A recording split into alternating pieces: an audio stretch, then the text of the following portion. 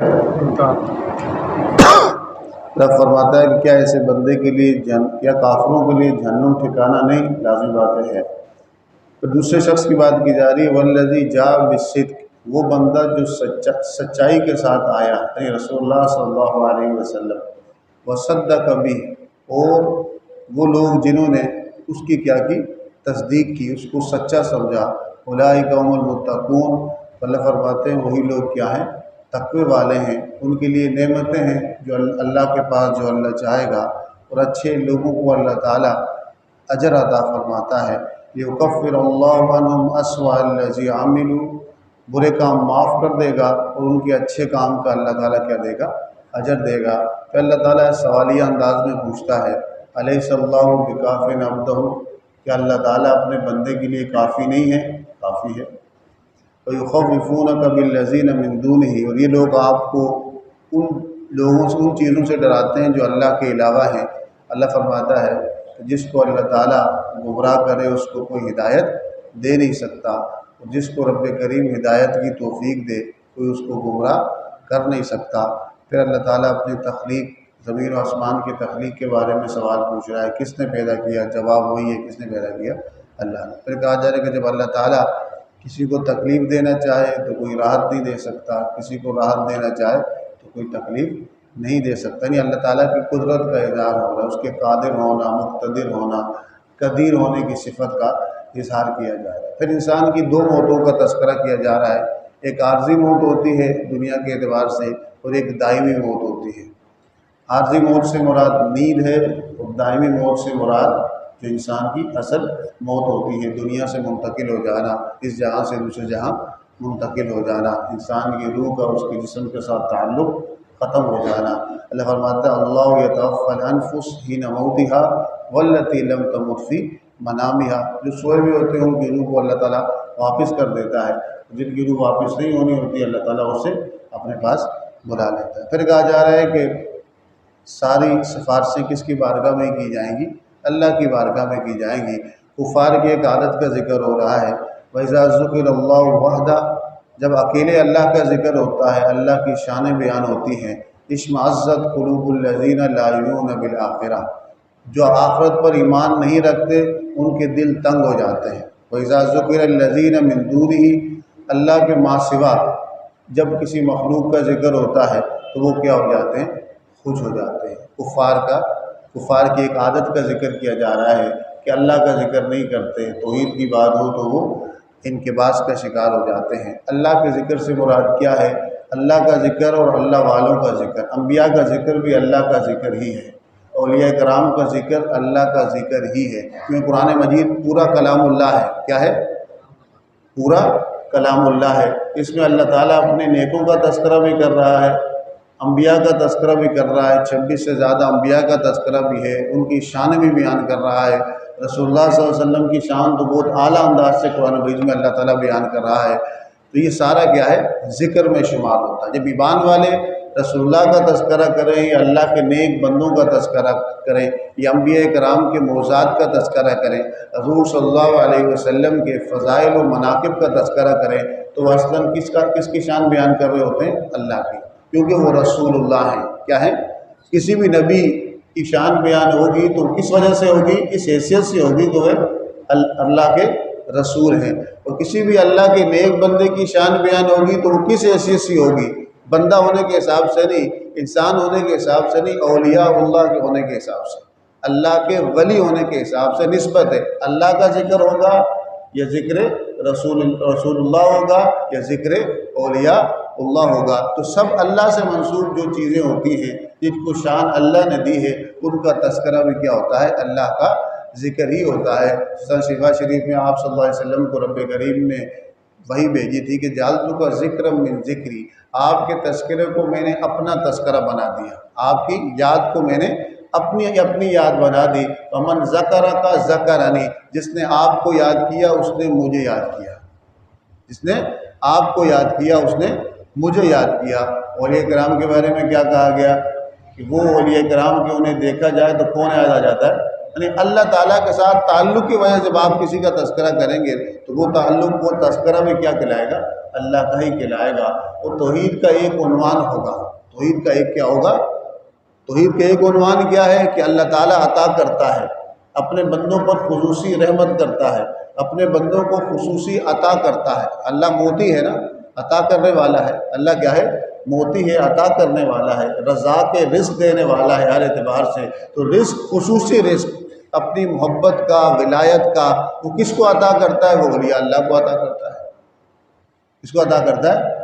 نبوت کا رزق کس کو عطا کرتا ہے؟ انبیاء کو، اور آخری نبی رسول اللہ صلی اللہ علیہ وسلم کو خاص و خاص عطا کیا۔ تو جب اولیاء کرام کا تذکرہ ہوگا تو اللہ کی کسی صفات کا تذکرہ ہوگا، اور اللہ تعالیٰ کی کسی صفات کے مظہر کا تذکرہ توحید کا بیانی ہے۔ جب رسول اللہ صلی اللہ علیہ وسلم کی ذات اور عظمت کا تذکرہ ہوگا تو حقیقتاً اللہ تعالیٰ ہی کی کسی صفت کے مظاہر، جہاں اللہ کی صفت کا کیا ہو رہا ہے؟ اظہار ہو رہا ہے، اس کا تذکرہ ہوگا، تو اصلاً وہ بھی کیا کہلائے گا؟ اللہ کا ذکر کہلائے گا۔ جو ایمان نہیں لاتے وہ اللہ کو چھوڑ کر بتوں کو یا مخلوق کو اللہ کے مقابلے میں نے کل بھی بات کی تھی، مقابلے سے مراد کیا؟ اللہ بنانے کا مطلب کیا ہے؟ کسی کو خالق، مالک، رازق، رب العالمین یا مدبر کائنات سمجھ کے اس کے لیے تعظیمی معاملات کیے جائیں تو وہ کیا کہلاتا ہے؟ شرک کہلاتا ہے۔ کیا کہلاتا ہے؟ اس کا تعلق کس کے ساتھ ہے؟ آپ کے عقیدے کے ساتھ ہے، آپ کے نظریے کے ساتھ ہے۔ کسی کی آپ تعظیم، کسی کی عزت اور احترام، رسپیکٹ یا آنر آپ کس وجہ سے کر رہے ہیں؟ اگر آپ کا عقیدہ یہ ہے بحمدہ تعالیٰ، کسی مسلمان کا یہ عقیدہ نہیں ہے۔ کوئی مسلمان غلطی کر سکتا ہے، اس میں کچھ کوتاہی ہو سکتی ہے، لیکن کسی مسلمان کا یہ عقیدہ نہیں ہے۔ کسی مسلمان کا عقیدہ، جو چیزیں غلط ہو رہی ہیں وہ غلط ہو رہی ہیں۔ مزارات پہ جا کے کوئی سجدے کر رہا ہے تو غلط کر رہا ہے، حرام کام کر رہا ہے۔ طواف کر رہا ہے یا وہاں جا کے کپڑے باندھ رہا ہے یا تالے باندھ رہا ہے یا وہاں جا کے جو ہے ان سے مانگ رہا ہے، تو مانگا صرف اللہ سے جائے گا۔ کس سے جائے گا؟ اللہ۔ اولیاء کرام یا انبیاء کرام کا وسیلہ ہوگا، ان سے دعا کی درخواست کی جا سکتی ہے، ان کے وسیلے سے دعا کی جا سکتی ہے۔ جس جگہ وہ موجود ہو وہ جگہ بابرکت ہوتی ہے تو وہاں دعا کی جا سکتی ہے۔ ہنالک دعا زکریا ربا، زکریا اللہ کے نبی ہیں، لیکن حضرت بی بی مریم کے پاس پہنچے، قرآن میں یہ ہے، تو وہاں جا کے اللہ فرماتا ہے وہاں اس حجرے میں جب بے موسم کے پھل دیکھے تو ہنالک دعا زکریا ربا، وہاں جا کے دعا کی۔ تو اللہ فرماتا ہے ہنالک جگہ کے معنی میں، ہنالک کا مطلب کیا ہے؟ وہاں جا کے جب اس جگہ پہ دعا کی، اللہ تعالیٰ نے دعا کو قبول کیا۔ دعا کو کیا کیا؟ بعض جگہیں ایسی ہوتی ہیں جہاں پر دعا زیادہ قبول ہوتی ہے، اس طرح بعض راتیں ہیں، جب رمضان کی راتیں طاق راتیں برکت والی، رمضان کی ہر رات برکت والی، رمضان کا راتوں کا آخری پہر برکت والا، دن برکت والا، پھر ہر روز رمضان کے علاوہ کے جو ایام ہیں ان کے اندر ذوالحجہ کے دن برکت والے، رمضان کی آخری راتیں بہت زیادہ برکت والی، وہ رمضان برکت والا ہی ہے، لیکن بعض ایام برکت والے ہوتے ہیں، دن برکت والے ہوتے ہیں، جگہ برکت والی ہوتی ہے۔ کس نے برکت دی ہے؟ خود سے ہوئی ہے، اللہ نے دی ہے۔ کس نے دی ہے؟ جس جگہ کو اللہ نے برکت دی ہے تو اس کی برکت ماننی پڑے گی۔ جس شخصیات کو اللہ نے عزت دی ہے تو ان کی عزت کو ماننا پڑے گا۔ شیطان نے یہی کام تو کیا تھا کہ آدم علیہ السلام کو اللہ نے عزت دی، اس نے کہا میں نہیں مانتا۔ اصل اس کا قصور یہی تھا کہ جس کو اللہ نے عزت دی تو اس کو تو کوئی عزت، اس کی عزت کیوں نہیں کر رہا، اس کی تعظیم کیوں نہیں کر رہا؟ اور تعظیم بھی رب کریم کس طرح کروا رہا تھا اس سے؟ سجدہ کرا کے۔ کیا کرا کے؟ سجدہ اللہ کے ساتھ خاص ہے سجدہ عبادت، لیکن سجدہ تعظیمی کا حکم فرشتوں کو بھی دیا، کس کو دیا؟ شیطان کو بھی دیا، ابلیس کو بھی دیا۔ تو آدم علیہ السلام کو اللہ نے کیا عطا کیا تھا؟ اپنا خاص قرب عطا کیا تھا، نور نبوت عطا کیا تھا، نور محبت عطا کیا تھا، وعلم آدم الاسماء کلھا، علم عطا کیا تھا۔ اس علم کی برکت سے ان کے اندر عاجزی، انکساری، رب کی حضور گریہ ازاری، تعظیم کا معاملہ ہے۔ آپ دیکھتے ہیں قرآن مجید کے تقریباً اکثر و بیشتر سپاروں میں قصہ آدم آتا ہے، ابلیس اور آدم کا قصہ۔ آدم علیہ السلام کا رویہ، مزاج، اخلاق، عادات کیا تھی، اس کے مقابلے میں ابلیس کی عادات، اطوار اور رویہ کیا تھا۔ دونوں کو اللہ نے عزت دی، ابلیس کو بھی عزت دی تھی، لیکن جب اس کے حکم کی نافرمانی کی، تقابل شروع کر لیا، اپنی عزت کو تو مانا لیکن اللہ نے جو دوسروں کو عزت دی تھی اس کو نہیں مانا، تو نتیجہ کیا نکلا؟ ذلیل و رسوا ہو گیا۔ اللہ تعالیٰ فرماتا ہے کہ وہی زمین و آسمان کو پیدا کرنے والا ہے۔ انسان کو جب تکلیف ہوتی ہے تو مجھ سے مانگتا ہے، دعائیں کرتا ہے، جب تکلیف لے لیتا ہوں، پیچھے جتنا بھی گزرا یہ بار بار یہ آیت آئی ہے، اس میں یہ تھا کہ انسان جب تکلیف لے لیتا ہوں تو مجھے بھول جاتا ہے، لیکن یہاں ایک اور رویے کی بات کی جا رہی ہے، جب اس سے کوئی مصیبت اور پریشانی لے لیتا ہوں یا اس کو کوئی اپنی نعمت دیتا ہوں تو ایک رویہ انسان کا کیا ہوتا ہے، اگر اسے کہا جائے کہ بھئی یہ اللہ تعالیٰ نے تجھے نعمت دی ہے، مال دیا، اسباب دیا، حسن دیا، کمال دیا، کہتا ہے انما اوتیت علی علم، یہ تو میں نے اپنی مہارت سے، علم سے، تجربے سے حاصل کیا ہے۔ اللہ فرماتا ہے بل ہی فتنہ، جو چیز بھی تمہیں ملتی ہے وہ آزمائش ہے تمہارے لیے۔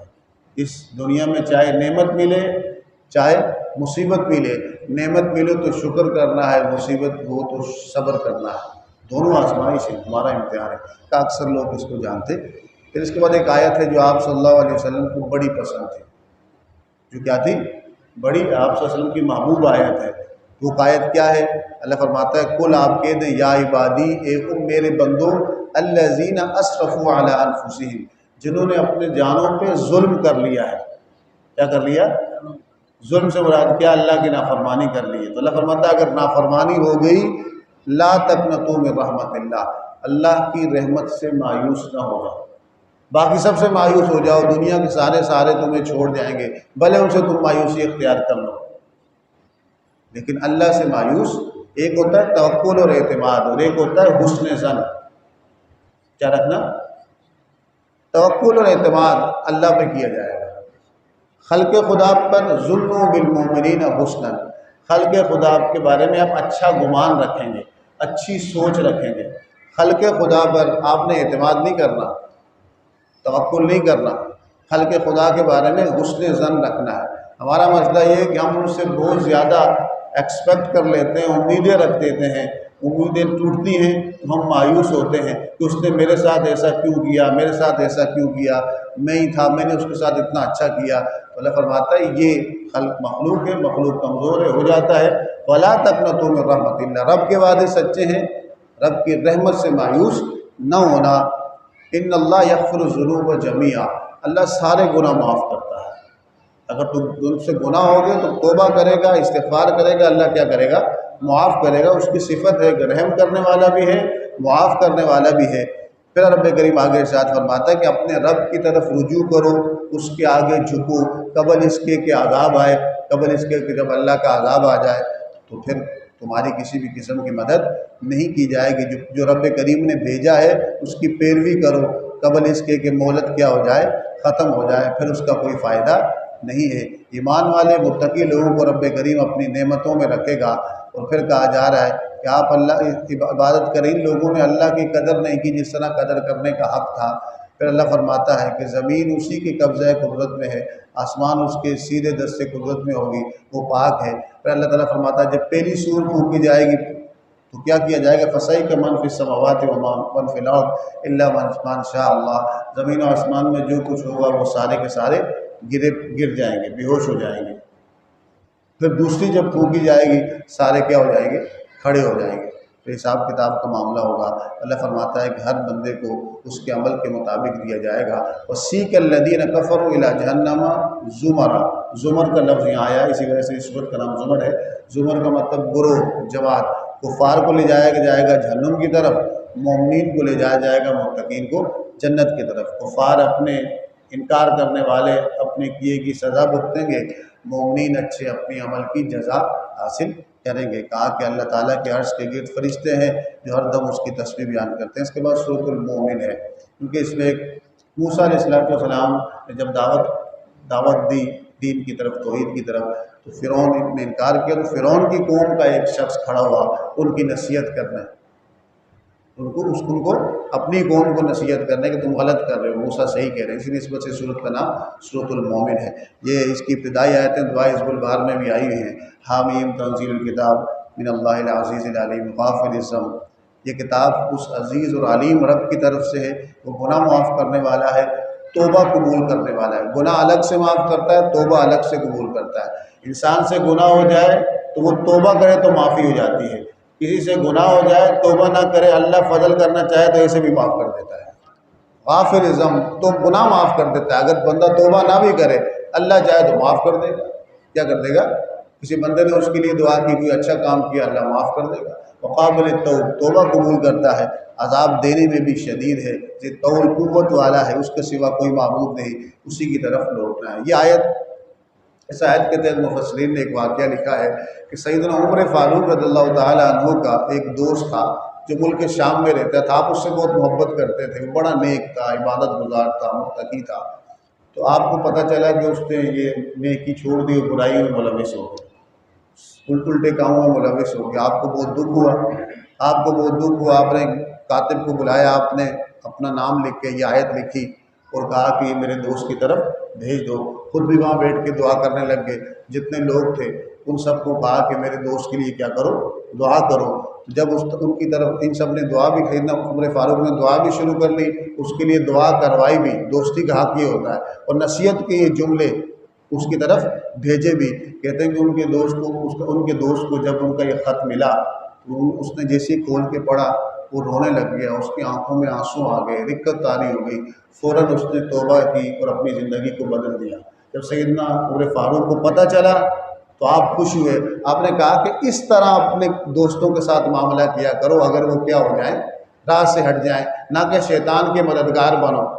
ایسی حرکتیں نہ کرو کہ اگر تمہارا دوست راہ سے ہٹ گیا تو تم نے اس کے خلاف بولنا شروع کر دیا، اس کی چغلیاں شروع کر دی کہ وہ ایسا ہے، وہ ایسا ہے، اس نے یہ گناہ کیا، اس نے یہ گناہ کیا.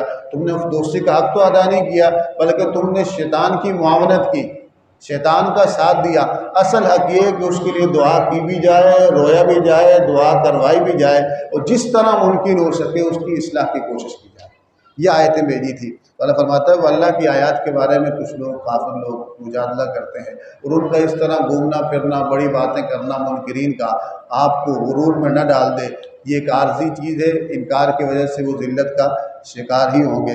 پھر اللہ تعالیٰ آگے فرماتا ہے کہ عرش کے جو جن فرشتوں نے عرش کو تھاما ہوا ہے، جو اس کے ارد گرد ہیں، وہ اللہ کی تسبیح بیان کرتے ہیں اور ان پر ایمان لاتے ہیں اور مومنین کے لیے دعائے استغفار کرتے ہیں، مومنین کے لیے دعائے رحمت کرتے ہیں. اور اللہ تعالیٰ کی رحمت اور علم ہر چیز پر کیا ہے؟ وسیع ہے. پھر اس کے بعد آگے اگلی آیات کے اندر کہا جا رہا ہے کہ اللہ کی عبادت کی جائے اخلاص کے ساتھ. درجات اللہ رافع الدرجات ہے، عرش والا ہے. پھر فرمایا جا رہا ہے کہ قیامت والے دن کفار کو سزا دی جائے گی، بڑی اس کی ایک منظر کشی کی جا رہی ہے. اللہ فرماتا ہے کہ وہ آنکھوں کی خیانت کو بھی جانتا ہے، یعلم خائنۃ الاعین وما تخفی الصدور، اور تمہارے سینوں میں جو راز، جو نیتیں، ارادے مخفی ہیں، اللہ اس کو بھی جانتا ہے. اللہ تعالیٰ کہتا ہے زمین پہ جب تم گھومو تو دیکھا کرو کہ برے کام کرنے والوں کا انجام کیا ہوا. وہ تم سے زیادہ قوت میں تھے، طاقت میں تھے، مال میں تھے، اسباب میں تھے، اپنی بری حرکتوں کی وجہ سے کیا ہو گئے؟ ذلیل و رسوا ہو گئے. پھر کہا جا رہا ہے کہ موسیٰ علیہ السلام نے فرعون کی طرف دعوت دی تو فرعون، حامان، قارون، فرعون بادشاہ، حامان اس کا وزیر، قارون اس کا خاص بندہ، خاص اس کا ایجنٹ، جو موسیٰ علیہ السلام کا قریبی رشتہ دار ہو کر اپنے خاندان کے ساتھ اس نے بے وفائی کی تھی. تو آپ نے جب کہا تو اب یہاں ایک نئے انداز سے بات بیان ہوگی. کہا فرعون نے ایک اور بات کی، کہا یہ اسی لیے آیا ہے اپنے لوگوں کا یبدل دینکم، تمہارا جو دین ہے اسے چینج کرنے آیا ہے، او یظہر فی الارض الفساد، اور یہاں پر دہشت گردی کرنے آیا ہے. کیا کرنے آیا ہے؟ موسیٰ کیا کرنے آئے؟ دو بندے لے کر کیا کرنے آئے؟ دہشت گردی کرنے آئے. تو آپ نے کہا کہ یہ جو باتیں کر رہا ہے میں اللہ کی پناہ مانگتا ہوں، اللہ کی حفاظت میں آتا ہوں. تو تیرا رب بھی ہے، میرا رب بھی ہے. ہر اس بندے سے جو تکبر کرتا ہے اور آخرت پر، دیکھیں وہ جھوٹے الزام لگا رہا ہے. موسیٰ علیہ السلام اپنا ڈیفینس نہیں کر رہے، اپنا مشن، اپنی بات بیان کر رہے ہیں. پیچھے بھی گزرا ہے تفسیر میں مختلف جگہوں پہ بتایا جا رہا ہے. داعی کی ذمہ داری کیا ہوتی ہے کہ سامنے والا اگر کسی کی شخصیت پر اٹیک کرے، وہ کیوں آپ کا انکار کر رہا ہے؟ آپ حق بات کر رہے ہیں، آپ اس کی طرف اس کو صحیح بات کی دعوت دے رہے ہیں، تو وہ ان کی شخصیات کو مڑوڑنا چاہتا ہے، ان کی شخصیت کے بارے میں غلط بات لوگوں کے ذہن میں بٹھانا چاہتا ہے. لیکن موسیٰ علیہ السلام حق بات کیا کر رہے ہیں؟ جو سچی بات تھی اس کا اظہار کر رہے ہیں، اور جو بری بات کر رہے ہیں اس سے اپنی اعلان برات کر رہے ہیں. تو کہہ رہے ہیں کہ جب قال رجل مومن، ایک مومن شخص من آل فرعون، فرعون کی قوم میں سے تھا، اس نے اپنا ایمان چھپایا ہوا تھا، لیکن فرعون کی حرکتیں دیکھ دیکھ کر، اپنی قوم کی حرکتیں دیکھ دیکھ کر ایک دن وہ بڑی مجلس میں اس نے بات کی، کہا تم ایسے بندے کو قتل کرنے کا ارادہ کر رہے ہو جس نے یہ کہا کہ میرا رب کون ہے؟ اللہ ہے، اور اپنے ساتھ وہ نشانیاں بھی لایا، اس نے معجزات بھی دکھائے، اگر وہ جھوٹا ہے تمہارے نزدیک تو اس کا جھوٹ کا نقصان اس کو ہوگا، اگر وہ سچا ہے سن لو، جو جس عذاب کا تم سے وعدہ کر رہا ہے وہ ضرور آئے گا۔ بے شک اللہ تعالیٰ اس بندے کو ہدایت نہیں دیتا جو جھوٹا بھی ہو، حد سے گزرا بھی ہو۔ کہا کہ آج کے دن تم تھوڑے غلبے میں ہو تو اگر اللہ نے عذاب نازل کر دیا تو تم ہماری مدد کرنے والا کوئی نہیں ہوگا۔ اس نے کہ فرعون نے کہا کہ میں دیکھ رہا ہوں، مسئلے کی میں نوعیت کو چیک کر رہا ہوں، تحقیق جاری ہے، کمیٹی بنا دی گئی ہے، کمیٹی بنا دی گئی ہے، خاص کمیٹی، اس میں کمیٹی بن جاتی ہے، کوئی بھی مسئلہ ہو، کہیں پر کوئی واردات ہو جائے، کوئی کرپشن ہو جائے تو یکدم سے ایک کمیٹی بن جاتی ہے۔ کمیٹی کس لیے ہوتی ہے؟ معاملے کو ختم کرنا۔ پھر انہوں نے کہا کہ ما اریکم الا ما ارى، میں دیکھ رہا ہوں، کمیٹیاں بناؤں گا، بندے تشکیل دوں گا، اس پر تحقیقات ہوگی، وما اهدیکم الا سبیل الرشاد، میں تمہیں صحیح راہ کی طرف میں کیا کروں گا؟ نہیں لگاؤں گا۔ اس شخص نے کہا تو اگر تم نے اپنی حرکتیں نہ چھوڑی تو تمہارے ساتھ وہی ہوگا جو قوم نوح کے ساتھ ہوا، عاد کے ساتھ ہوا، سمود کے ساتھ ہوا۔ اس دن سے ڈرو جس دن سب کو پکارا جائے گا، لیکن وہ نہیں ڈرے۔ کہا یوسف علیہ السلام کی قوم نے جب اپنے رب کی ناشکری کی کہ ان کے ساتھ کیا ہوا، تو فرعون نے اب اس کا جواب نہیں دے رہا، جواب تو کچھ تھا نہیں۔ کہا اچھا میں کیا کرتا ہوں، حامان ادھر آؤ، فوراً ایک بڑی سی عمارت بناؤ، تو اس میں لمبی سی سیڑھیاں لگاؤ تاکہ ہم آسمانوں پہ چیک کر کے آئیں کہ کوئی رب ہے کہ نہیں۔ رب تو تمہارا میں ہوں، لیکن مجھ سے بڑا بھی کوئی رب ہے کہ نہیں۔ ٹائم پاس کر کے ٹائم گین کر رہا تھا کہ لوگ کسی نہ کسی طرح کیا کریں، اس دعوت کو بھولیں۔ تو آپ نے کہا کہ میں دیکھوں گا کہ موسیٰ سچا ہے یا جھوٹا ہے، میں اپنی تحقیق کر لوں، آسمان پہ بھی چیک کروں گا کہ جس خدا کی یہ بات کر رہے ہیں وہ ہے کہ نہیں۔ تو اس نے کہا کہ اللہ فرماتا ہے کہ فرعون کے جتنی بھی چالیں تھیں وہ تباہی میں گئی، نقصان میں ہی گئی۔ پھر بندے نے کہا کہ موسیٰ علیہ السلام نے کہا کہ میری اتباع کرو، رستہ پا جاؤ، کہ دنیا کی زندگی عارضی ہے، کیوں اپنی آخرت کو خراب کر رہے ہو؟ جس نے اچھا کام کیا اس کا بدلہ پائے گا، برے اعمال والا بدلہ پائے گا۔ اچھا کام مرد کرے یا عورت کرے جنت میں جائے گا، اللہ رزق دیا اس کو رزق عطا کرے گا۔ پھر فرمایا کہ میں تمہیں آگ سے بچا رہا ہوں، نجات کی طرف بلا رہا ہوں، اور تم جو ہو مجھے کس کی طرف بلا رہے ہو؟ آگ کی طرف بلا رہے ہو، مجھے کفر شرک کی طرف بلا رہے ہو۔ پر موسیٰ علیہ السلام نے دعوت کا کام کرتے کرتے جب ان کی چالیں حد سے بڑھ گئی، آپ کی قتل کے ہوا، تو یہ جملہ بولا وہ فوض امری اللہ ان اللہ بصیر بالعباد۔ آپ نے کہا کہ میں اپنے جملہ معاملات اللہ کے حوالے کرتا ہوں، اللہ بندوں کو دیکھ رہا ہے۔ اللہ کہتا ہے جب موسیٰ علیہ السلام، اس کے فوراً بعد اللہ کہتا ہے تو اللہ تعالیٰ نے ان کی ساری چالوں سے موسیٰ کو بچا دیا۔ تو اللہ بزرگ فرماتے ہیں کہ یہ وظیفہ جو ہے وہ فوض امری اللہ ان اللہ بصیر بالعباد اس بندے کے لیے ہے کہ جس کے دشمن اس کے خلاف چالیں کریں اور اس کو مقابلے کی طاقت نہ ہو۔ تو اب یہ دعا پڑھ جو موسیٰ علیہ السلام نے پڑھی تھی، اس پہ اللہ تعالیٰ نے وعدہ کیا ہے کہ ان کے مکر سے میں کیا کیا، موسیٰ کو بچا دیا، اور فرعون کو جو ہے وہ عذاب میں اس پر نازل کیا گیا۔ پھر اللہ فرماتا ہے کہ اس دن ظالموں کو معذرت کسی کام نہیں آئے گی۔ کہا جا رہا ہے کہ آپ صبر کریں، اللہ کا وعدہ سچا ہے، تسبیح کریں، استغفار کریں۔ اندھا اور دیکھنے والا برابر نہیں ہو سکتا، اچھے کام کرنے والا اور برے کام کرنے والا برابر نہیں ہو سکتا۔ قیامت آنے والی ہے، پھر آپ کے رب نے کہا کہ ادعونی استجب لکم، مجھ سے دعا کرو، مانگو، میں تمہاری دعاؤں کا جواب دوں گا۔ جو میری عبادت سے دعا سے تکبر کرتے ہیں وہ جہنم میں داخل ہوں گے۔ کہا رات سکون کے لیے بنائی ہے، زمین و آسمان کا وہی رب خالق ہے، تمہاری خوبصورت صورت بنائی، تمہیں رزق عطا کیا، زمین رہنے کے لیے بنائی، آسمان کو چھت بنایا۔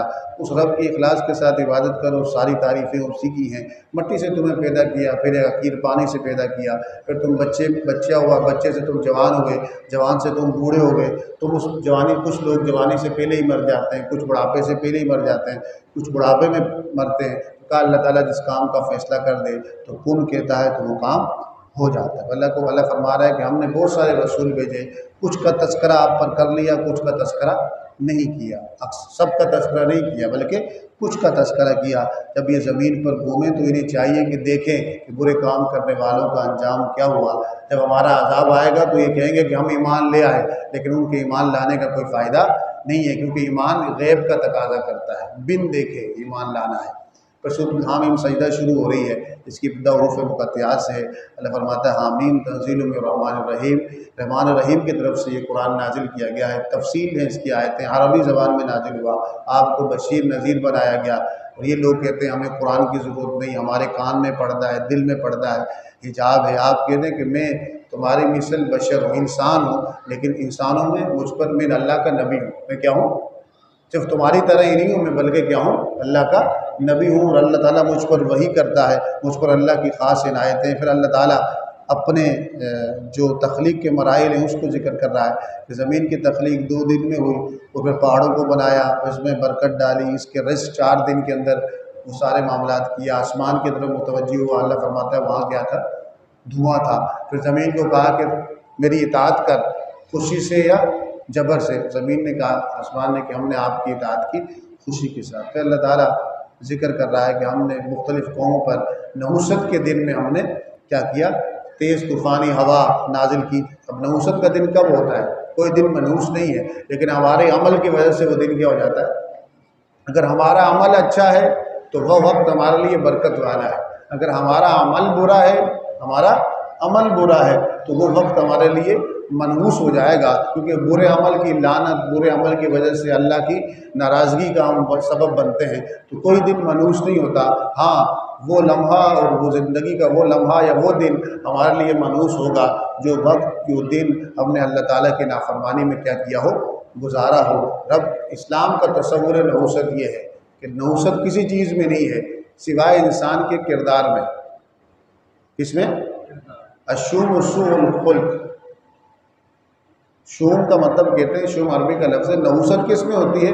بد اخلاقی میں ہوتی ہے، بد کرداری میں ہوتی ہے، جھوٹ میں ہوتی ہے، دغا میں ہوتی ہے، فراڈ میں ہوتی ہے، برے کام میں ہوتی ہے۔ اصل نحوست انسان کی برے کام ہے۔ تو کفار کہتے ہیں قرآن کو نہیں سنو، جب قرآن ہو تو اس وقت شور شرابہ کیا کرو۔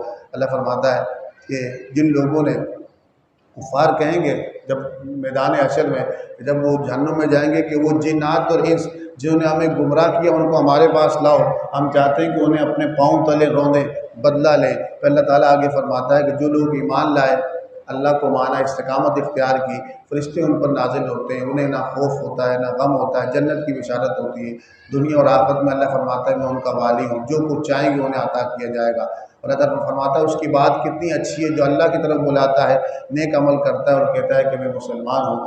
اچھائی اور نیک برائی برابر نہیں ہو سکتی، کوئی برائی کرے تو اس کا جواب اچھائی سے دو، تو اس کا نتیجہ کیا نکلے گا؟ برائی کرنے والا تمہارا کیا بن جائے گا؟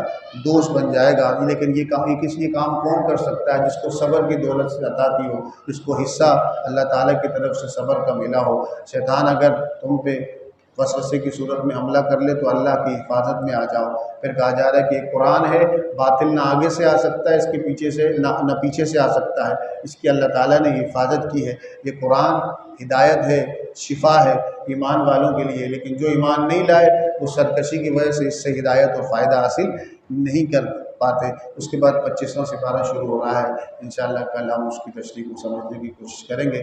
جو کچھ سنا اس پر عمل کرنے کے رب کریم ہم سب کو توفیق نصیب فرمائے۔